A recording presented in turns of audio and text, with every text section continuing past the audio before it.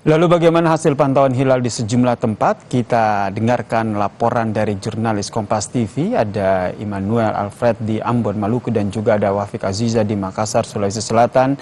Lalu ada Niko Anggriawan dari Masjid Hasyim Asy'ari, Jakarta Barat.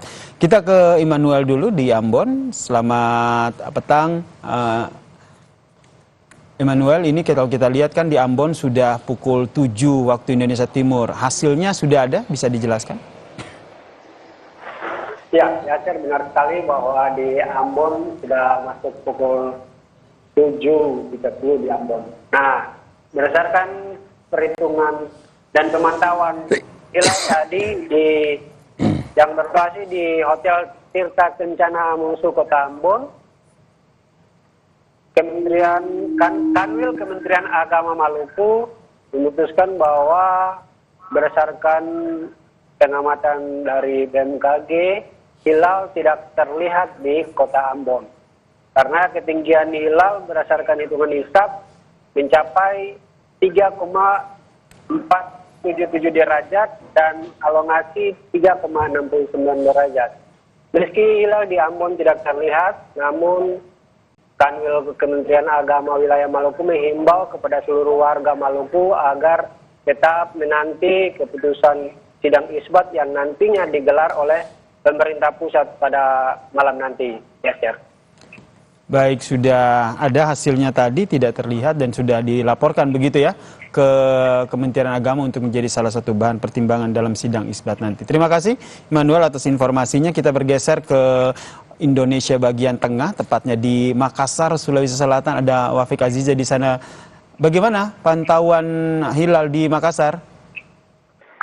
Ya, Yasir dan juga saudara, baru saja pantauan hilal di Makassar, Sulawesi Selatan selesai dilakukan tadi pada pukul 18:21 waktu Indonesia Tengah. Intensitas pemantauan hilal dilakukan, namun hingga jam 18:39 waktu Indonesia Tengah, hilal sama sekali tidak terlihat di kota Makassar. Meski cuaca cerah, namun ada awan tebal yang menutupi matahari di ufuk barat. Sebelumnya, prediksi BMKG dengan menggunakan metode hisab, berdasarkan prediksi seharusnya ketinggian hilal di Makassar berada di ketinggian 3 derajat. Namun karena awan tebal saat petang tadi hingga kemudian hilal tidak terlihat.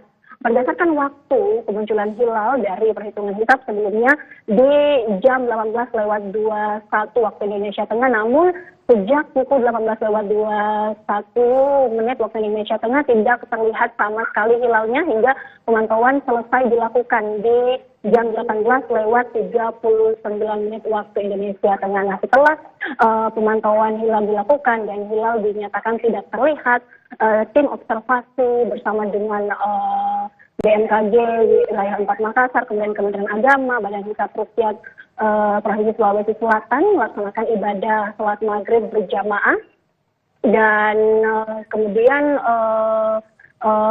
dari pemantauan hilal di Makassar, Sulawesi Selatan resmi ditutup pada pukul 18:47 waktu Indonesia Tengah. Tahapannya sendiri setelah verifikasi pemantauan dalam metode Ruqyatul Hilal di Makassar, Sulawesi Selatan, nanti datanya akan dikirim ke Kementerian Agama di Jakarta untuk kemudian dimusyawarahkan dalam sidang isbat, hingga nanti kita akan menunggu bersama bagaimana keputusan dari sidang isbat malam ini.